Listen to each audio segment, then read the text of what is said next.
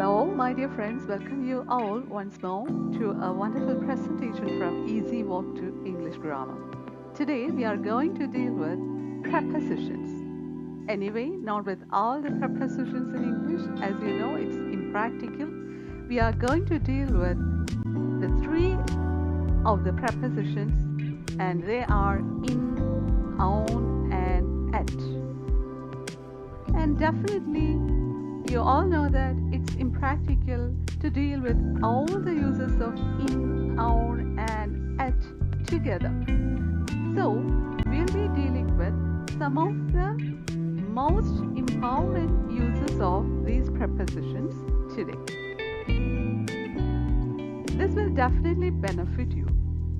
Definitely, you can feel it very useful in your daily English usages. So welcome you all once more to Easy Walk to English Grammar to deal with prepositions today, and I know you all are waiting for the same for days. You'll definitely get useful grammatical rules through Easy Walk to English Grammar. For that, please don't forget to subscribe to the channel, and while subscribing, please tap on the small bell icon and select option all. Once more, welcome you all.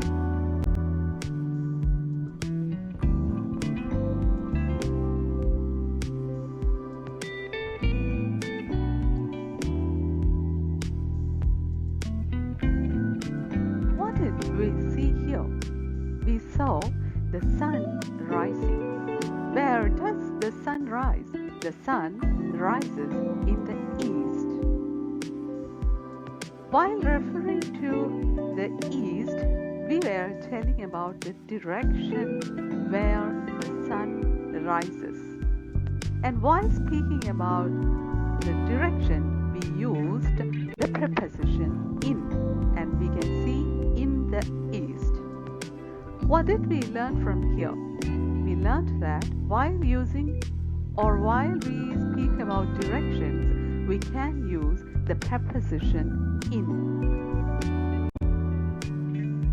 And we can use in with the direction east.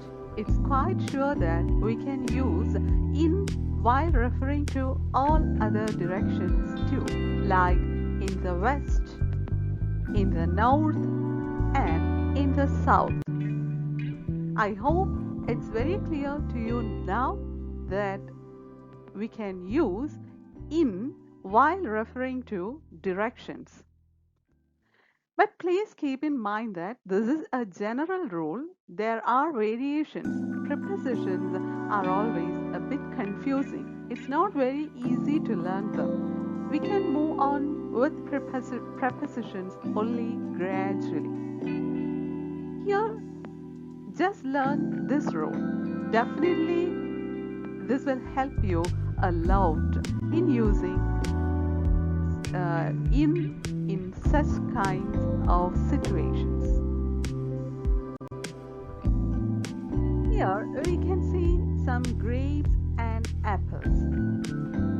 On the left side of the picture, we can see the grapes and the apple are placed on the top of a table. And we have to frame the sentence like this. The apple and the grapes are on the table. When we say on the table, we are referring to the surface or the top position of something. Here, about the table. And we can see the grapes and the apple are placed on the surface or the top of the table. While referring to the top position or the surface of something where something else is placed, we have to use on. And here we can say the apple and the grapes are on the table. In the picture on the right side, we we can see the apples are inside a bottle.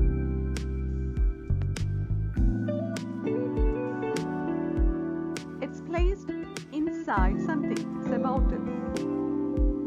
And we have to say the apples are in the bottle, inside something. So if something is placed inside something, we have to use in, and here in the bottle. I think you got the idea where to use on and where to use in.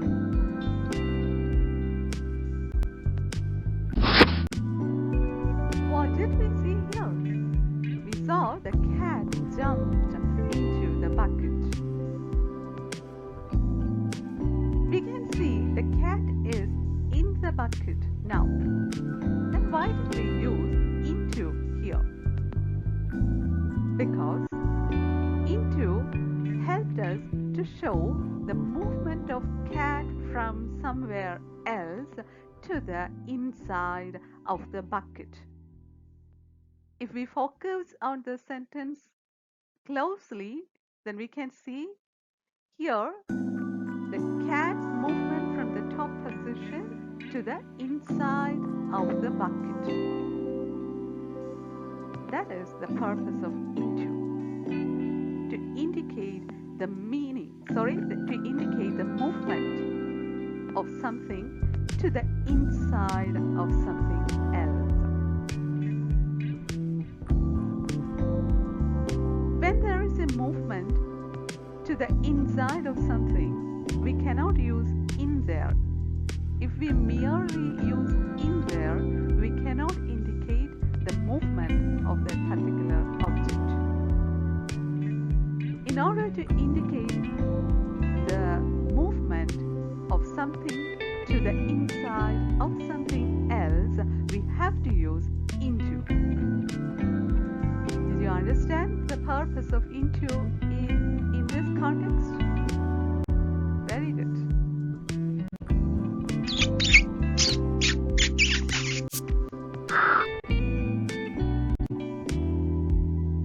Oh my God, the cat jumped upon the rat. Dear friends, look at the sentence, please. Here we used upon instead of on. Why?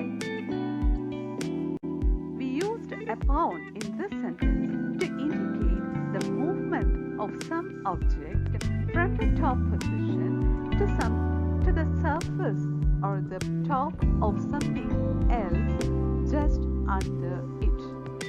In this context, cat from a top position. The cat from a top position jumped upon the body of the rat which was under the cat.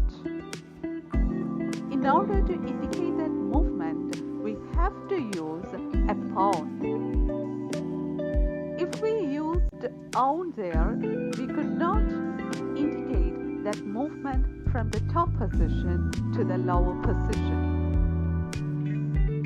So, when we have to indicate the movement of some object from the top position to the surface of something of a lower position, that is placed on a lower position, we have to use upon. I think here you can find out some similarity between the use of into and upon. We'll closely observe all these prepositions now.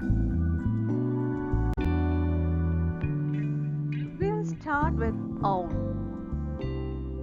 On indicates something or someone placed themselves or being placed on the surface of something without any movement. Means on refers to something that's under rest. There will be no movement. When we speak about location, please keep in mind that right from the beginning, I told you that we can cannot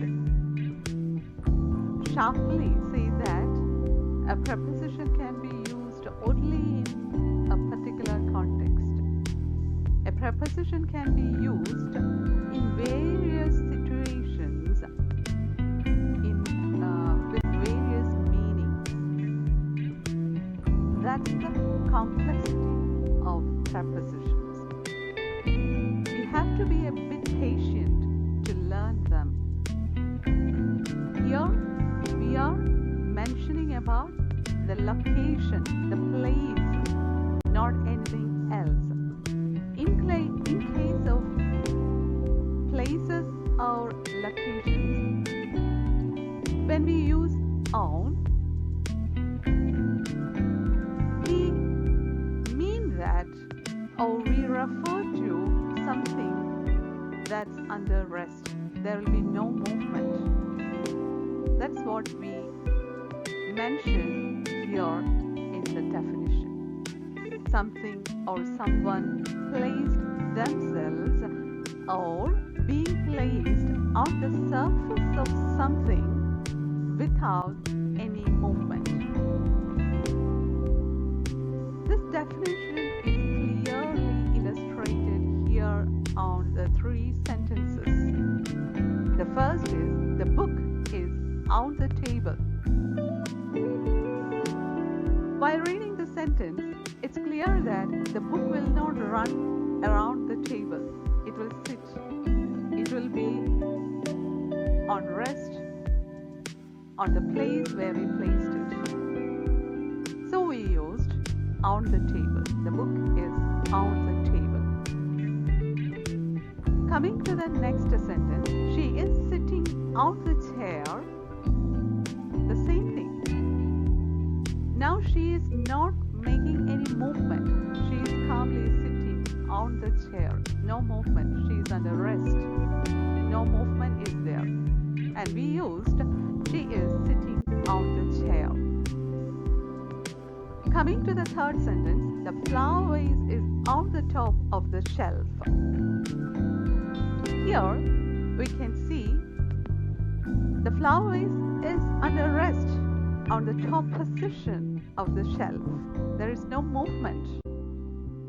It's an inanimate object. It's a non-living thing. It cannot move without our help. In all these cases, in all these three sentences, we can see that we are speaking about things or persons that are not moving. There is no movement. And these things or persons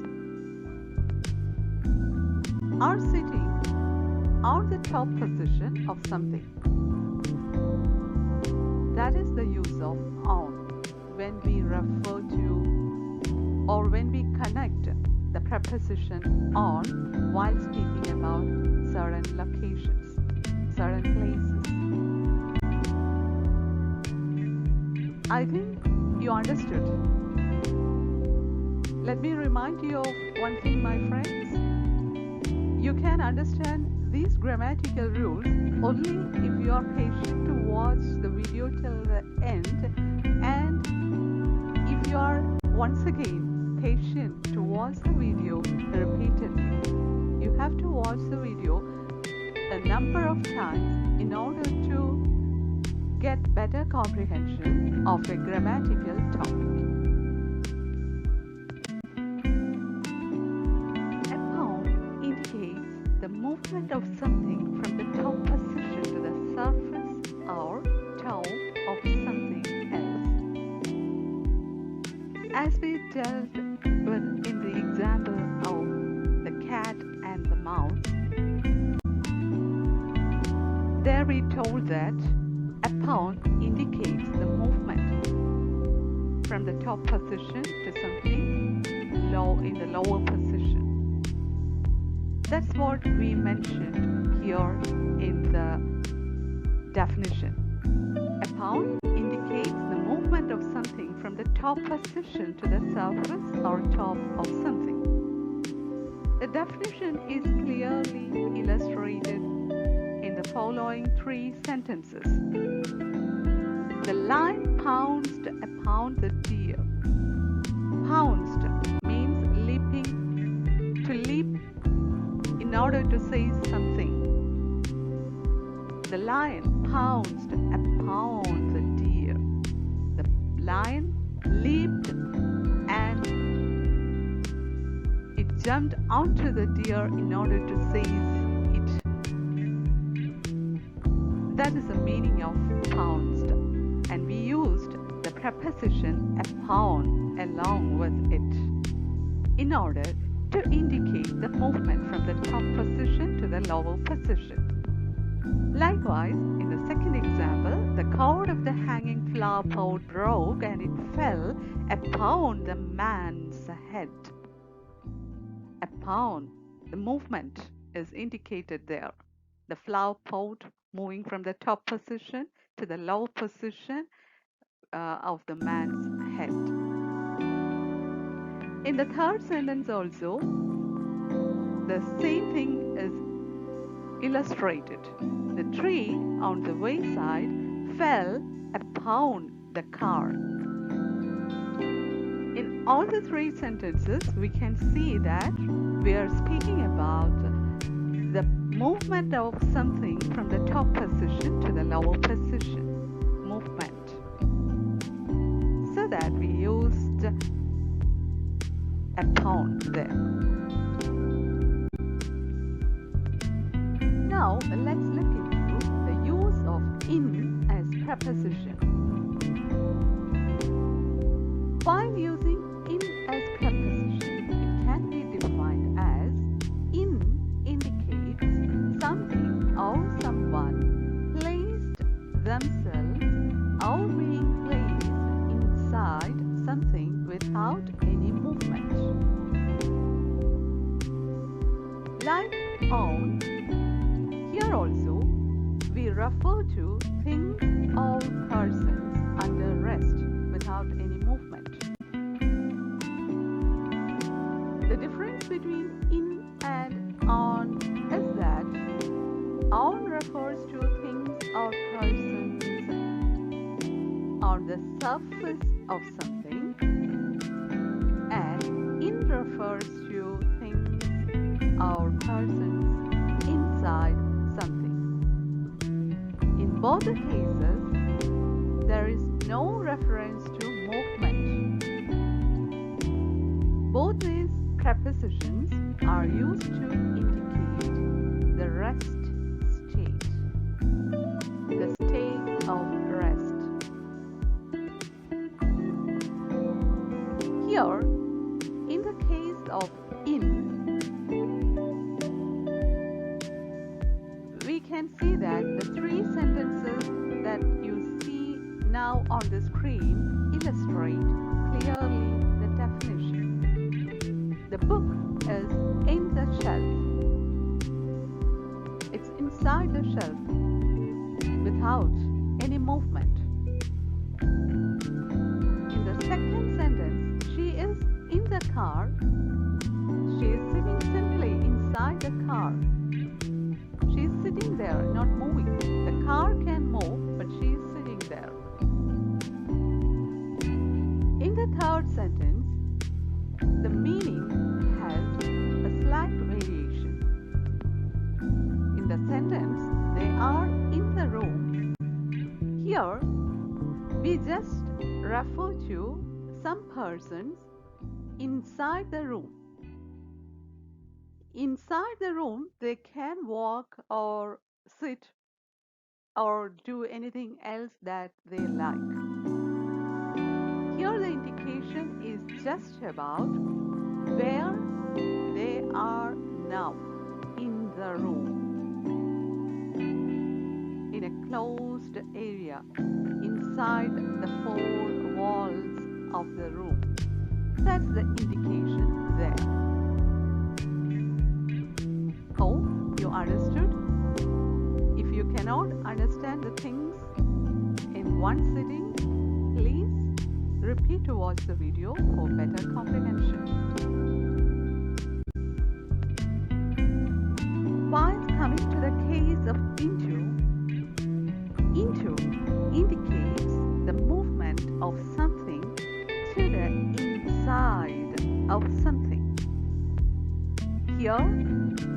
Like upon, we give a reference to the movement of objects or persons to the inside of something else. For example, he walked into the room. We can see a movement of a person from a particular place to the inside of a room, and we used into to indicate that movement to the inside. In the second sentence, the ball fell into the well. Like in the first sentence, the indication is all about the movement of the ball into the well, to the inside of the well. Likewise, in the third sentence, I put the ATM card into the bag. There also we can see somebody placing the ATM card to the inside of the bag. Inside the bag. And we can see a movement there. Movement of ATM card. Hence, we used into that sentence to indicate that movement to the inside of the bag. If you try to compare these four prepositions, you'll find it very easy to learn them, and you can be confident to use them in your daily English.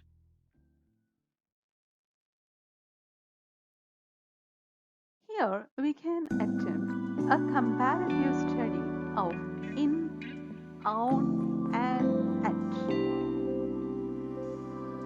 You can see a man standing in a distance from the car in the picture.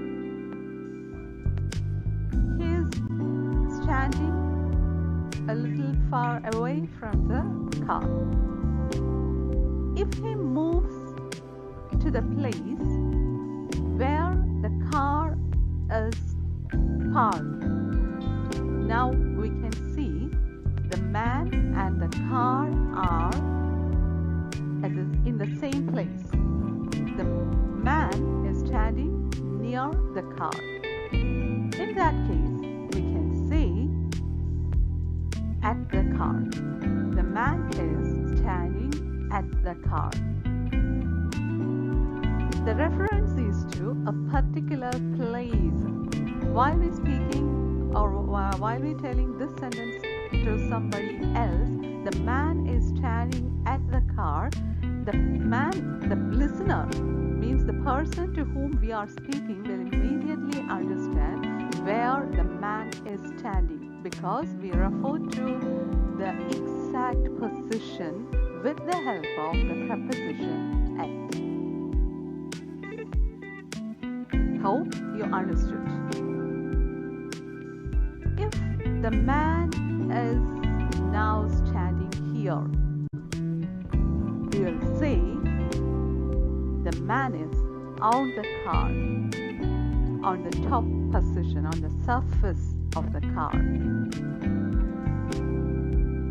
Now, without an illustration, it's clear that if he was sitting inside the car, we would have used the man is in the car. So that's the difference between in, on, and at. Let me repeat my request once more. One sitting will not help you to understand all these facts together. Repeat to watch the video, please, for the better understanding of the topic.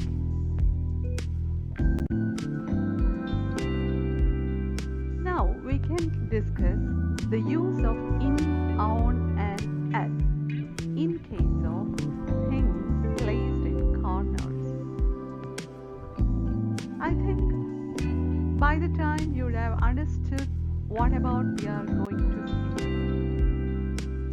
As you can see a chair placed in the corner of a room. I used the phrase in the corner, and you may have doubt, why did we use in there? Here you can see the chair is placed in the joining or at the joining of two walls, at a place where two walls join, and there forms a corner. And as the arrows illustrate, you can see the chair is placed within a covered area, in a closed area. It is in a covered, in a closed area. The entire area is closed and the chair is placed in the corner. In such a case, where something is placed in a corner within a covered or closed area, we can use the chair is in the corner. There we have to use the preposition in along with the corner, in the corner, in case of a closed area, the corner of a closed area. Hope you understood.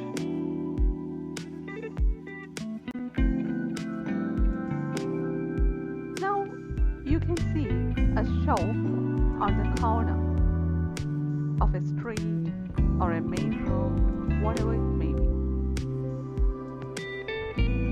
Anyway, the shop is on the corner. If you listened carefully, you would hear I used the preposition on the corner. Why?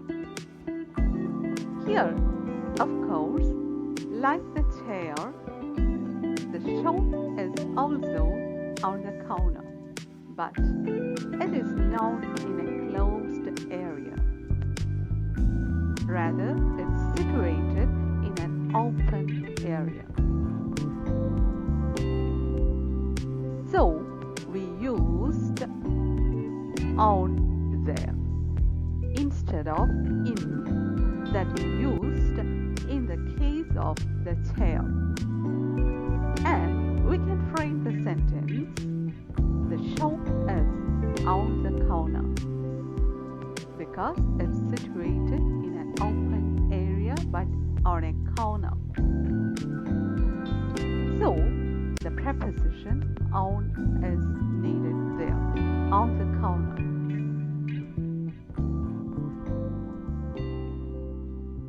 Again, you can see a man standing in the same corner, or at the same corner. Here, as he is standing on the corner in an open area, we can definitely use on the corner. The man is on the corner. It's correct. But here, when we speak about the man, normally we speak about his position in relation to the shop. For example, the man is standing at the corner of the shop. Like this, we will give a reference to the shop there. In order to make a reference to the shop near, instead of on, we'll use at there, and we'll frame the sentence like this. The man is standing at the corner. Not in the corner, not on the corner, but at the corner. Why? Because even though we can speak that as he is standing on the corner in an open area, we can definitely use the man is on the corner. But as we have to give a reference to the show near, an exact position by mentioning the place where the shop is located, we have to use at there. And we need the preposition at in this sentence, and the phrase will be framed like this: at the corner. The sentence will be: the man is standing at the corner. Definitely, you may feel doubtful. You may become doubtful. You may feel doubts in this context. The only way is to repeat to watch the video until you become doubt-free. Even if your doubts persist, please comment your doubts in the comment box below. I'll be answering.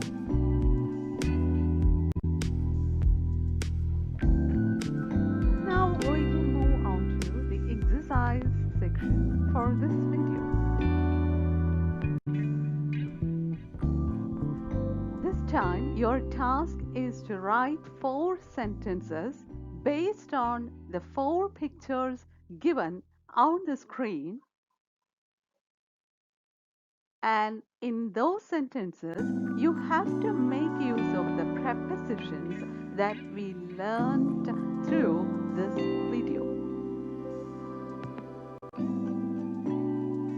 Let me repeat the task. You have to write 4 sentences using the prepositions used in this video. And those sentences should be based on the above pictures. Please send your answers to the comment box.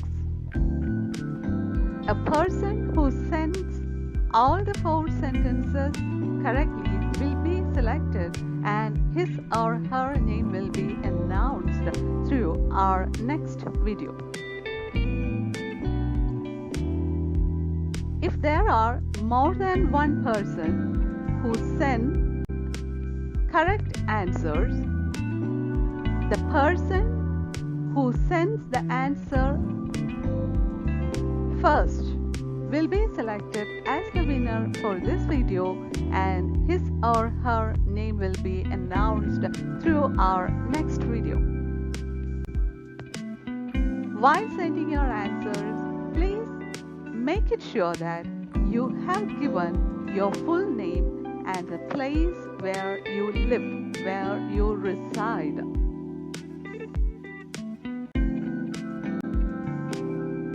My dear friends, here we are going to announce our winner for our previous video related to adverbs of manner.